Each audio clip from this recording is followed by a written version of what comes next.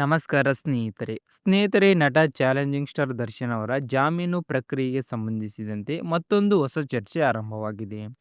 ದರ್ಶನ್ ಪರ ವಕೀಲರು ಇದೇ ಏಪ್ರಿಲ್ ತಿಂಗಳಲ್ಲಿ ಜಾಮೀನಿಗೆ ಅರ್ಜಿ ಸಲ್ಲಿಸುವ ಸಾಧ್ಯತೆ ಇದೆ ಎಂಬ ಮಾಹಿತಿ ಈಗಾಗಲೇ ಹರಿದಾಡುತ್ತಿತ್ತು. ಈ ನಡುವೆ ನಟಿ ಪವಿತ್ರ ಗೌಡ ಅವರು ತಮ್ಮ ವೈಯಕ್ತಿಕ ಕಾರಣಕ್ಕಾಗಿ ಹೈಕೋರ್ಟ್ಗೆ ಮಧ್ಯಂತರ ಜಾಮೀನು ಕೋರಿ ಅರ್ಜಿ ಸಲ್ಲಿಸಲಾಗಿದ್ದು ತಿಳಿದು ಬಂದಿದೆ. ವರದಿಗಳ ಪ್ರಕಾರ ತಮ್ಮ ಮಗಳ ಪರೀಕ್ಷೆ ಹಿನ್ನೆಲೆ ಅವರಿಗೆ ಕೆಲವು ದಿನಗಳ ಜಾಮೀನು ನೀಡಬೇಕು ಎಂದು ಮನವಿ ಮಾಡಲಾಗಿದೆ. ಈ ಬೆಳವಣಿಗೆ ದರ್ಶನ್ ಅವರ ಜಾಮೀನು ಪ್ರಕ್ರಿಯೆ ಮೇಲೆ ಯಾವುದೇ ರೀತಿಯ ಪರಿಣಾಮ ಬೀರುತ್ತದೆಯೇ ಎಂಬ ಪ್ರಶ್ನೆ ಇದೀಗ ಚರ್ಚೆಗೆ ಕಾರಣವಾಗಿದೆ. ಆದರೆ ಈ ಎರಡು ವಿಚಾರಗಳು ಕಾನೂನು ಪ್ರಕಾರ ಪ್ರತ್ಯೇಕವಾಗಿರುವುದರಿಂದ ನ್ಯಾಯಾಲಯದ ನಿರ್ಧಾರವೇ ಅಂತಿಮವಾಗಿರುತ್ತೆ.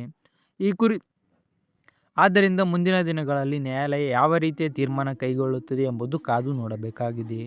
ಸ್ನೇಹಿತರೆ, ಈ ವಿಷಯದ ಬಗ್ಗೆ ನಿಮ್ಮ ಅಭಿಪ್ರಾಯವೇನು ಅಂತ ಕಮೆಂಟ್ ಮೂಲಕ ತಪ್ಪದೇ ತಿಳಿಸಿ. ವಿಡಿಯೋ ಇಷ್ಟ ಲೈಕ್ ಮಾಡಿ, ಹಾಗೆ ನಮ್ಮ ಚಾನೆಲ್ನ ಸಬ್ಸ್ಕ್ರೈಬ್ ಮಾಡಿ.